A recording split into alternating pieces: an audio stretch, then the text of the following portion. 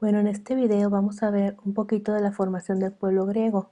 Es el primer tema que aparece en la etapa 3 de su libro de texto. Primero tenemos que ubicar dónde está Grecia. Aquí podemos ver Italia, que era donde estaban los romanos, el pueblo latino, en el centro de esta región, y Grecia va a estar justo aquí abajo. Como ven, la localización geográfica, al estar muy cerca uno de otro, favoreció la influencia de los griegos con los romanos, como veremos más adelante en esta etapa.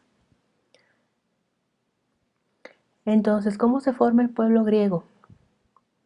Los antiguos griegos se suponían autóctonos, que quieren decir, se creían hijos de dioses, pensaban o decían ellos que habían nacido ahí en la región, que no habían emigrado de ninguna otra parte, por eso el sentirse tan dueños de la tierra donde estaban. Los primeros que se establecieron en la región de Grecia fueron los pelasgos. Después llegaron los helenos. Y los fenicios, que era un pueblo cercano a Grecia, van a tener una gran influencia en la civilización de estos pueblos, como vamos a ver más adelante. Junto con los helenos venía el pueblo de los grayos o graguyenas, de ahí va a tomar el nombre la región de Grecia. Y los helenos, que van a ser el pueblo más importante de estos tres que acabamos de mencionar, se van a dividir en 4 tribus: los jonios, los dorios, los eolios y los aqueos. De acuerdo a la mitología, como les comentaba, los griegos se decían autóctonos. Ellos decían que eran nacidos de un dios, de Helen, hijo de Deucalión, y de Pirra, que tuvo por hijos a Doro, Eolo y Juto, y este último tuvo a Ión y Aquén. Y de ahí, de cada uno de los hijos, se surge uno de los pueblos que ocuparon Grecia. Cadmo va a ser otro personaje importante dentro de la historia griega. Se dice que él fue quien introdujo el alfabeto fonético. El alfabeto fonético se refiere a la representación de los sonidos por grafías simples. Hace un momento comentábamos que los fenicios tuvieron gran influencia para el pueblo griego. Bueno, el alfabeto va a ser de origen fenicio. Observen aquí la imagen. Vean cómo la letra alfa en fenicio, en la primera columna, cómo se escribía en hebreo el sonido A, en el griego antiguo, en el arcaico y en el griego clásico. La letra beta, cómo pasó del fenicio al griego. La letra gamma, la letra delta y la letra epsilon. Por eso se dice que realmente pues el alfabeto griego es una adaptación del alfabeto fenicio. Por lo que Cadmo dio a la historia de la cultura griega su carácter original con la adopción de este alfabeto. Y gracias a que se tiene un sistema de escritura es que el arte y las letras griegas nacen hacia los siglos XIV y XI a.C. Homero va a ser el más grande de los poetas epopéyicos, siendo sus obras la Ilíada y la Odisea.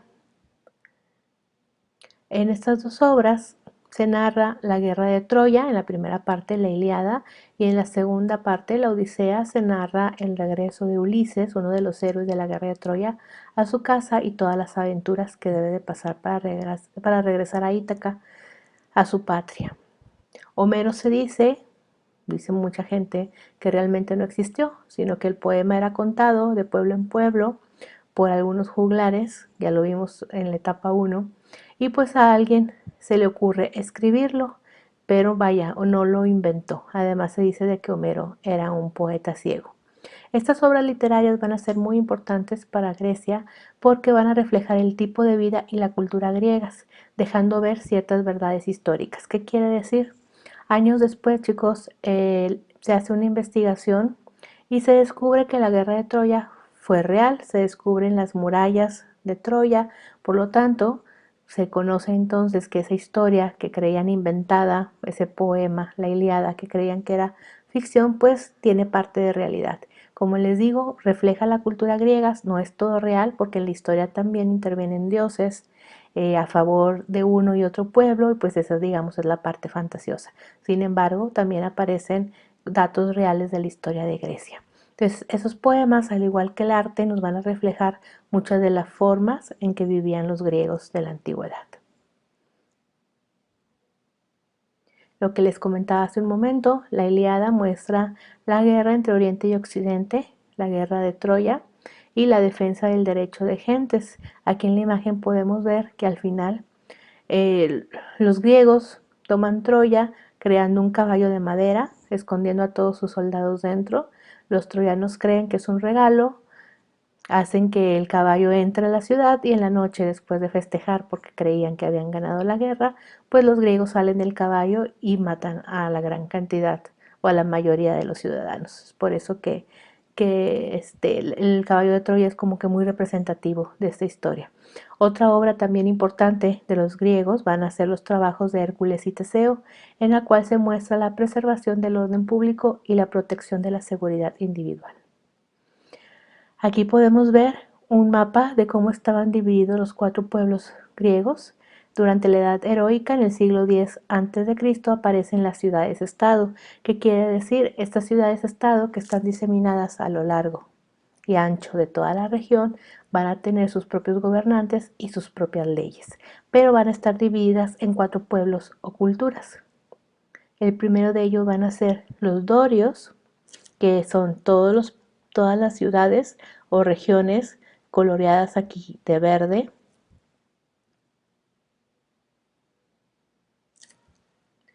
Luego tenemos los eolios, que son todas las ciudades coloreadas de amarillo. Tenemos los jonios, que son las ciudades coloreadas de rosa, un rosa más fuerte. Esto ya no es Grecia, lo que está aquí arriba. Este rosa son las ciudades o los países o ciudades-estado jónicas. Y finalmente los áticos, que se van a ubicar cerca de la región de Atenas. Los dorios van a ser un pueblo de carácter guerrero que se estableció en el Peloponeso, en Asia Menor, en Italia y en Sicilia, siendo la ciudad más importante Esparta. Y va a ser en el dialecto dórico que escribieron los poetas Píndaro y Teócrito. Cabe señalar, chicos, que cada uno de estos pueblos va a tener su propio dialecto. Entonces los pueblos dorios van a hablar en el dialecto dórico. Los eolios van a ser el pueblo heleno más antiguo que se estableció en Tesalia, en Beocia, Lesbos y Chipre. Y en el dialecto eólico van a escribir 2 poetas, Alceo y Safo. Los pueblos jonios van a ser el pueblo que se estableció en el Ática, en Eubea, en las islas del mar Egeo y en Asia Menor. Y va a ser justamente en el dialecto jónico que escriben la Ilíada y la Odisea, el poeta Homero, y Hesíodo sus tratados de historia. Y por último, el Ático, que va a ser parte del pueblo jonio que se va a establecer en el Ática, donde estaba Atenas, la otra ciudad más importante de Grecia. Y en este dialecto van a escribir Esquilo, Sófocles, Eurípides y Platón. Ustedes Platón ya lo conocen cuando tomaron filosofía en tercer semestre. Esquilo, Sófocles y Eurípides van a ser 3 escritores de tragedia, 3 escritores de obras de teatro muy importantes para Grecia, que ya veremos en el siguiente tema. Entonces aquí podemos ver cómo estaban otra vez organizados o diseminados todos los pueblos. Los jonios, aquí en color verde, los dorios en color naranja fuerte, los eolios en rosa y el ático. Hacia el siglo V a.C. va a ser la época de las invasiones. Van a llegar otros pueblos a tratar de conquistar Grecia y ahí van a sobresalir 2 ciudades, Atenas y Esparta, que van a ser las ciudades más importantes del pueblo griego. Atenas y Esparta siempre tuvieron una lucha entre sí por ver cuál era la ciudad más importante de toda la región. Por lo tanto, siempre estaban en constante pelea. Sin embargo, se tuvieron que unir contra los persas en las guerras médicas, ya que vienen a invadir los persas, buscan adueñarse del territorio, pues Atenas y Esparta tienen que olvidar sus problemas para luchar en contra de los persas y expulsarlos del territorio. Siempre se dice que Atenas va a representar para la historia griega la sabiduría, era donde se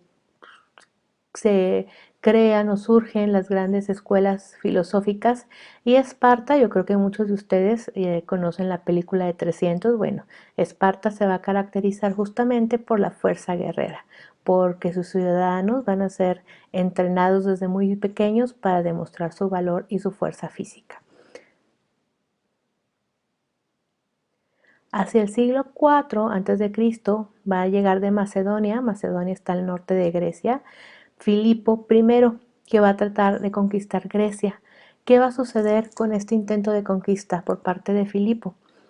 Bueno, hace rato veíamos que había 4 pueblos y cada pueblo hablaba un dialecto diferente. Al unirse todos los pueblos, todas esas ciudades-estado, unirse para combatir a Filipo, para que no logre conquistar toda la región de Grecia, esos 4 dialectos, como van a estar peleando juntos contra el enemigo, al unirse esos 4 dialectos van a crear una unidad lingüística y geográfica. Es decir, ya no va a haber ciudades-estado, ciudades independientes unas de otras, sino que se empiezan a reconocer como una sola región y también a partir de esos 4 dialectos va a surgir el griego clásico, que es el que vamos a estudiar nosotros a lo largo de esta etapa.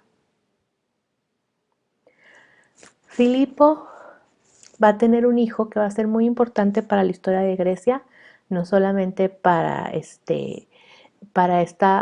parte de la historia, sino para la historia también de la humanidad, que va a ser Alejandro Magno. Alejandro Magno va a ser hijo de Filipo I, que va a luchar contra los persas. ¿Por qué? Porque Alejandro Magno se va a criar como un griego. Aristóteles fue maestro de Alejandro Magno, por lo tanto, él se cría, se educa como un griego y va a luchar más adelante contra los persas y gracias a Alejandro Magno se van a terminar de asentar las bases del Koine Dialectos. ¿Qué es el Koine Dialectos? El dialecto común. Es decir, de estas 4 lenguas, finalmente en Grecia se va a hablar una sola lengua. Y también va a suceder algo muy importante con Alejandro Magno. Con Alejandro Magno se va a expandir el helenismo, es decir, la cultura griega, su lengua, su idioma, por todos los pueblos conquistados por Alejandro Magno. Entonces aquí observen el mapa, esto que está aquí en naranja es Grecia y todo esto que está en amarillo son las regiones que conquistó Alejandro Magno y todas ellas van a tener influencia de los griegos, tanto en el idioma como en la cultura. Entonces, hacia el siglo III a.C., ya toda la región de Grecia va a hablar una sola lengua, el griego. Y va a ser hacia el siglo II a.C. que los romanos lleguen y conquisten Grecia. Esto va a dar lugar a la fusión cultural y lingüística de griegos y romanos, que ya lo habíamos comentado, chicos, en la etapa 1. Cuando los romanos llegan y conquistan Grecia, respetan la cultura, e incluso se llevan a los filósofos más importantes, a los pensadores más importantes a Roma para que eduquen a su gente y pues van a adoptar mucho de la cultura griega. Veíamos en la etapa 1 también algunas letras como la Fi, la Ro, que adoptan los romanos de los griegos, van a adoptar muchas palabras de los griegos, que es así como nos llegan a nosotros al español a través de los romanos, y pues de la cultura también. Incluso van a adoptar el mismo panteón griego. El panteón es el conjunto de todos los dioses, entonces van a tener a Poseidón para los griegos, Neptuno para los romanos, Hera para los griegos, Juno para los romanos, Dioniso para los griegos, Baco para los romanos, el dios del vino, Afrodita, la diosa del amor, para los griegos, Venus para los romanos, es decir, son los mismos dioses, solamente cambiaron los nombres. Y eso es solamente una parte. Habíamos también comentado en clase sobre la arquitectura, como si observamos los edificios antiguos de Grecia, son muy parecidos a los restos también de edificios que hay en Roma, porque es una fusión cultural y una adopción de toda la cultura griega por parte de los romanos. Hacia el siglo IV después de Cristo, que ya el Imperio Romano desaparece, van a llegar los godos, así como llegaron a Hispania. ¿Y qué va a suceder en Grecia? van a emigrar. Las personas más importantes, esos pensadores y filósofos, van a emigrar hacia Constantinopla, lo que hoy es Turquía. Esa migración va a dar lugar al griego bizantino, el cual va a conservar la tradición humanística griega. Y hasta la fecha, pues una parte de Turquía conserva todas esas ideas y culturas griegas de aquellas épocas, incluido el idioma.